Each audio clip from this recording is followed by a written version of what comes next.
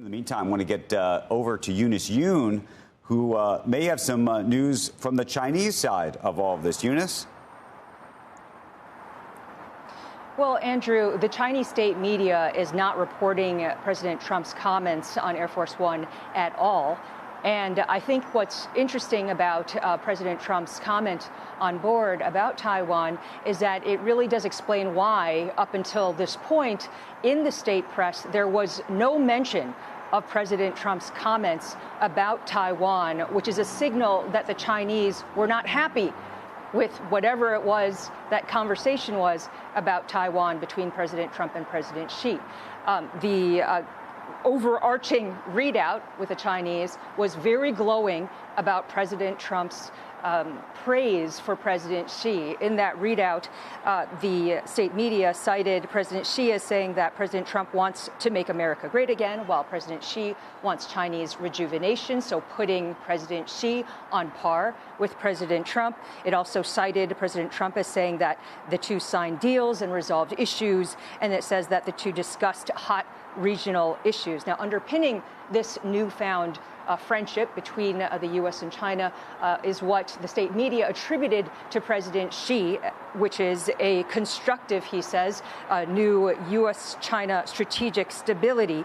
But again, as Eamon had mentioned, there was no confirmation of any sort of deals or any formal agreements, not only in the state press, but also the foreign ministry. And also, I think what underscores the fragility of this relationship, yet again, is that we're just getting reports that the Russian president, Vladimir Putin, is going to be visiting with President Xi next Wednesday.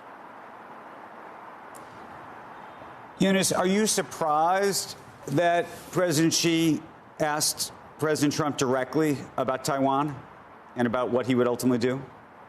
Well, based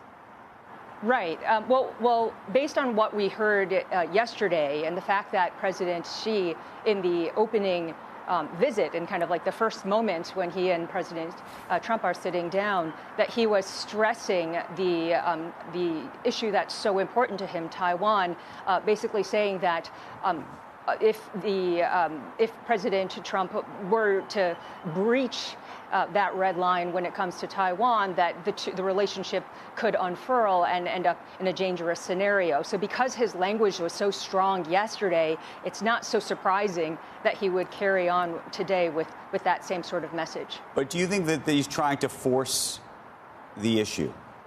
Meaning, I think we're all now trying to understand whether that question and this issue right now, in this moment, given, frankly, we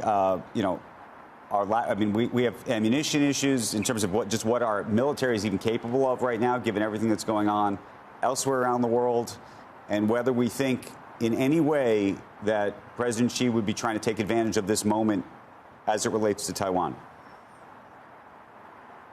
Well, it could be a scenario where he's probing, because what we have been seeing is that China has become much more confident. A lot of the messaging over the past year is that since President Trump has come in with what the Chinese would describe, the trade wars, the tariffs, that they've been able to survive, they've been able to do well. I think one other thing that is worth thinking about is how it seems as though the Chinese have become much more paranoid about what they're hearing out of William Lai, in the president in Taiwan, that they're feeling much more, because one thing that I would say about China is that the more you see them act confidently, the more it also underscores a certain vulnerability or an anxiety and paranoia that they have. And so because William Lai has been so forceful and talking so much about the potential for Taiwan independence, you're seeing the Chinese feeling that they need to clamp down on that, and also maybe feeling a little bit more emboldened that they might be able to do it, especially if the U.S. is not going to be clamping down and putting pressure on them. Eunice, what is the date, that the most widely cited date for when she wants to do this is when? There's some things coming up in the future in China where it would make sense that he wanted to get this done, because it is something he wants to get done. What are those dates? Is it 2027 or later? Well, right. So that was a date that had been put out by U.S. intelligence officials that it could be 2027. But I mean, people still really don't know, because even though, of course, there's always been a belief that President Xi would want to have what the Chinese describe as a reunification of Taiwan to China, whereas the Taiwanese would say that there is no reunification, but the Chinese would argue that he would want that under his belt. You know, at the same time, the economy here is still quite fragile, you know, despite the fact that we've been seeing all these CEOs coming to town and talking about the potential for the market here. I mean, there's still a lot of fragility, and so because of that, that could be a reason why President Xi would not want to go ahead with some sort of attack. Okay, and then Eunice, one last piece of this. Are you surprised that there were no conversations, at least as President Trump's described this, about tariffs at all, or about these H200 NVIDIA chips? I mean, I think that is surprising. And the other piece was on Iran. The president and President Trump suggested effectively there was a proposal put forward by President Xi that he dismissed outright.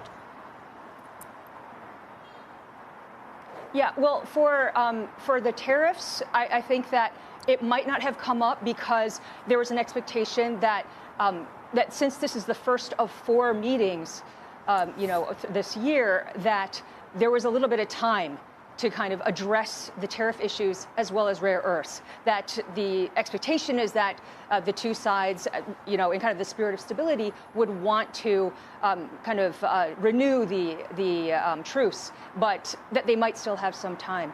And then in terms of Iran, I mean, there was, you know, this proposal, but at the same time, a lot of the comments that we heard that President Trump said about President Xi and the Chinese were things that we've heard before. So I think what we were looking for, and a lot of observers were looking for, is whether or not the Chinese would commit to some sort of action, and that's something that we still haven't seen. Okay.